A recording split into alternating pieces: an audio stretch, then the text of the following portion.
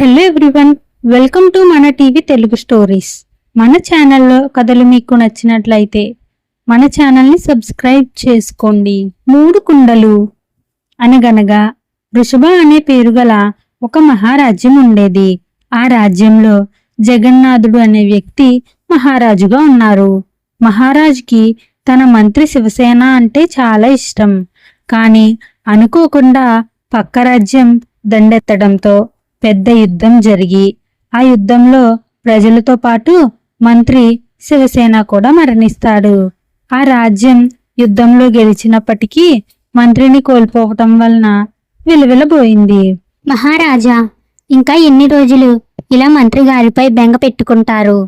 ఇలా అయితే మన రాజ్యం ఎలా ముందుకు సాగగలదు అని పరిపరి విధాలుగా మహారాజుకి నచ్చ చెప్పి కొత్త మంత్రిని ఎన్నుకోవాలని మహారాణి సూచిస్తుంది. అందుకు మహారాజు సరే అని సభ ఏర్పాటు చేస్తాడు. ప్రజలారా, మనం కొత్త మంత్రిని ఎన్నుకునే సమయం వచ్చింది. ఎవరైతే ఆ శక్తి మరియు ప్రతిభ గలవారు ఉన్నారో వారికి రేపటి నుంచి పరీక్ష మొదలవుతుంది. సరే మహారాజా అంటూ చాలా మంది ముందుకు రాసాగారు. చాలా పరీక్షలు పెట్టిన తరువాత కేదారుడు అనే వ్యక్తి అన్ని పరీక్షలలో విజయం సాధించి చివరి ఘట్టంలోకి చేరతాడు. కేదారుడితో తన స్నేహితులు ఈ విధంగా అంటారు: ఈ చివరి ఘట్టం చాలా కఠినంగా ఉంటుంది. దానిని ఛేదించటం ఎవరి వల్ల కాదు అని స్నేహితులు మాట్లాడేసరికి అవును, నేను అదే అనుకుంటున్నాను. సరే, రేపు సభలో కలుద్దాం అని చెప్పి ఇంటికి వెళ్ళి నిద్రిస్తాడు.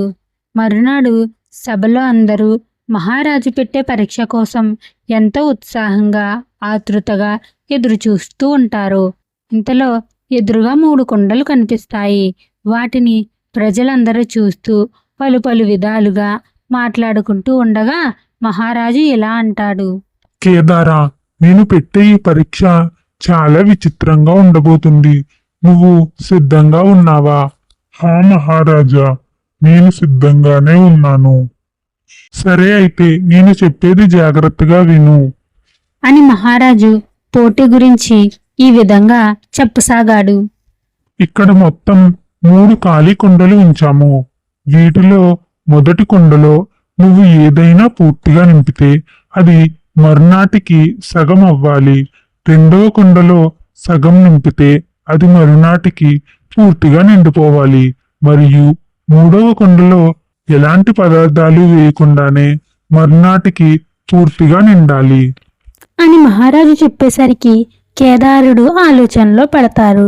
అది గమనించిన ప్రజలు కేదారునితో ఈ విధంగా అంటారు: ఈ పరీక్షను నువ్వు ఛేదించలేవు.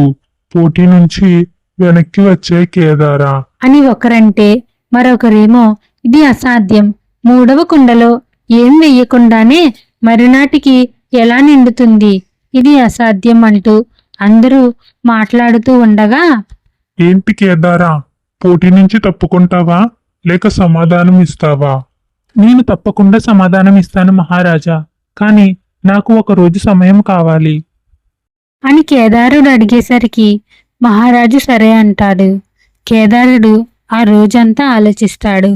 అలా ఆ రాత్రి నిద్రించి మర్నాడు సభకి వెళ్తుండగా ఒక మందార చెట్టు కనబడుతుంది. కొన్ని మందార పువ్వులు మొగ్గలు కోసుకుని వాటిని పట్టుకుని మరి కొంచెం దూరం ముందుకు వెళ్ళేసరికి పక్క నుంచి మంచి మల్లెల సువాసన వస్తుంది. అలా ఆ సభలోకి వెళ్ళగానే మహారాజు ఏంటి కేదారా, నీ సమాధానం చెప్పు అని మహారాజు అడిగేసరికి తప్పకుండా మహారాజా అని చెప్పి ఆ కుండల దగ్గరకు వెళ్ళి మొదటి కుండలో తన దగ్గర ఉన్న మందార పూలతో నింపుతాడు. రెండవ కుండను తన దగ్గర ఉన్న మందార మొగ్గలు వేస్తాడు. మహారాజుకి కేదారుడు 3వ కుండలో ఏం వేస్తాడా అని ఎంతో ఆతృతగా చూస్తుండగా ఆ చిన్న సెంటు డబ్బా తీసి ఒక చుక్క సెంటుని ఆ కుండ అడుగు భాగంలో రాస్తాడు. వాటికి మూతలు పెట్టి మరునాడు చూసేసరికి మొదటి కుండలో మందార పూలు వేయటం వలన అవి మరునాటికి ఓడిపోయి సగం అయిపోయాయి. రెండవ కుండలో మందార మొగ్గలు వేయటం వలన అవి వికసించి కుండంతా నిండుతుంది. మూడవ కుండ తెరవగానే మంచి సెంటు వాసన గుబాలిస్తుంది. అంతే, మహారాజు కేదారుని తెలివిని మెచ్చుకొని మంత్రిగా నియమించుకుంటాడు. ఈ కథ మీకు నచ్చినట్లయితే లైక్ చేయండి. అలాగే మన ఛానల్ని సబ్స్క్రైబ్ చేసుకోండి. మరొక మంచి కథతో మళ్ళీ కలుద్దాం. నమస్తే.